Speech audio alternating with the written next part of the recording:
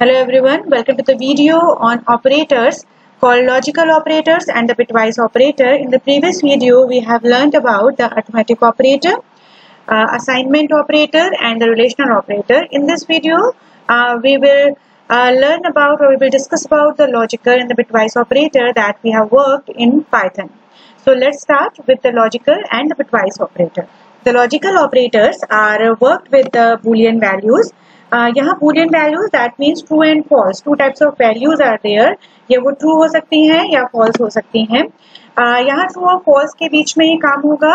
अगर value true होगी और false होगी, that means we are not working on the values. We are working integer or float value. We are working on the Boolean values, true or false.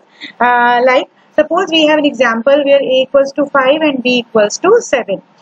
There are three types of logical operators that we will work together. Is called the OR operator, AND operator, and the NOT operator. It is called the logical OR, and second one is called the logical AND operator, and third one is called the logical NOT operator. अब हम देखेंगे कि ये काम कैसे करते हैं, how it works. Suppose we have write print a is less than or equal to 10 or b is greater than or equals to 20. Suppose if we work with the a is less than or equals to 10, which return us a true or false value that we have learned in the previous lecture based on the relational operator. तो यहाँ हम relation देख रहे हैं कि a की value less than or equal to 10 है, we will get the answer in true or false.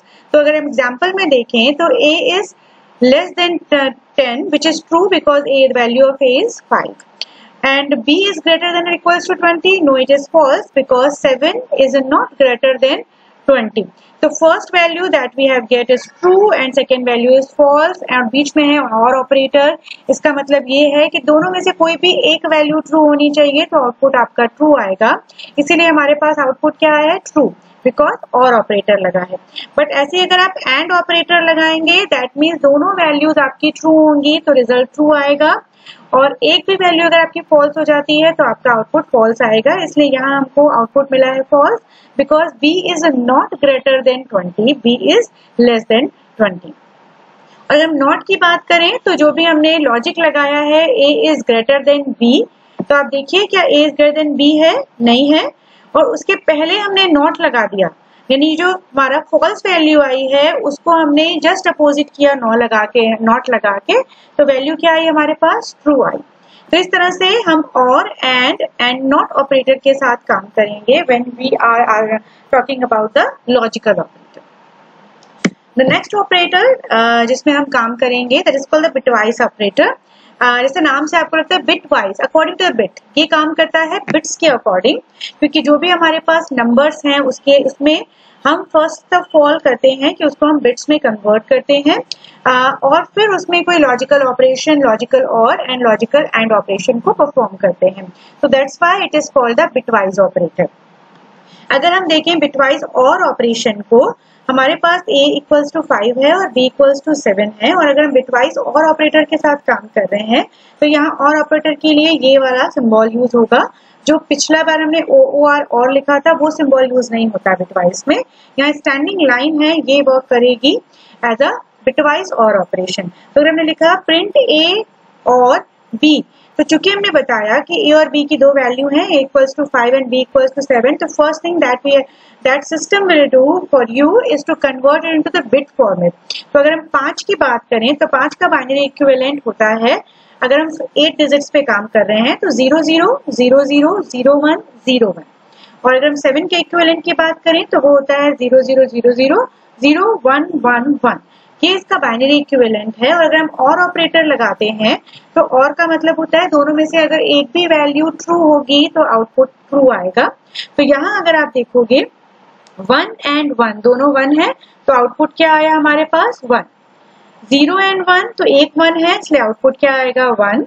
1 and 1 दोनों 1 है तो आउटपुट आएगा 1. बाकी रेस्ट 0 है तो वो क्या हो जाएंगे, 0.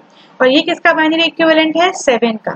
दैट मीन्स अगर आप a और b करते हैं तो आपके बिटवाइज ऑपरेटर में तो आपके पास आउटपुट आएगा 7. सेम ऐसे ही अगर हम देखें बिटवाइज एंड ऑपरेटर में, यहाँ एम्परसेंड का साइन लगता है to represent and operation. And a and d नहीं लिखेंगे, we will use ampersand operator to perform the bitwise AND operation. ये है A का equivalent, ये है B का equivalent. That means ये है 5 का equivalent of binary, ये है 7 का equivalent of binary. अगर हम AND operation perform करते हैं तो हमारे पास जो कंडीशन होती है कि दोनों कंडीशन ट्रू होनी चाहिए तभी आउटपुट आपका ट्रू आएगा, अदरवाइज आपका आउटपुट फॉल्स आएगा. तो यहाँ अगर आप देखोगे तो दोनों 1 है इसलिए यहाँ आउटपुट आएगा 1. यहाँ एक 0 है एक 1 है इसलिए आउटपुट हो जाएगा 0, क्योंकि एटलीस्ट दोनों 1 होने चाहिए यहाँ पे, और ये भी दोनों 1 है तो आउटपुट 1, बाकी सब 0 है तो 0. तो अगर आप आउटपुट देखें bitwise A and B operation का तो वो होता है आउटपुट 5, क्योंकि 101 जो है वो इक्विवेलेंट होता है 5 के. तो अगर आप एंड ऑपरेटर परफॉर्म करते हैं बिटवाइज एंड तो आपको 5 मिलता है, अगर आप और ऑपरेशन परफॉर्म करते हैं तो आपको 7 आउटपुट मिलता है. तो इस तरह से ये सारे ऑपरेटर्स जो हमने अभी देखे ये पाइथन में वर्क करते हैं, चाहे आप अरिथमेटिक ऑपरेटर बोलें, assignment operator, relational operator, logical operator and bitwise operator. So I hope you guys understand all the operators that we have worked in Python programming. So thank you so much for watching the video.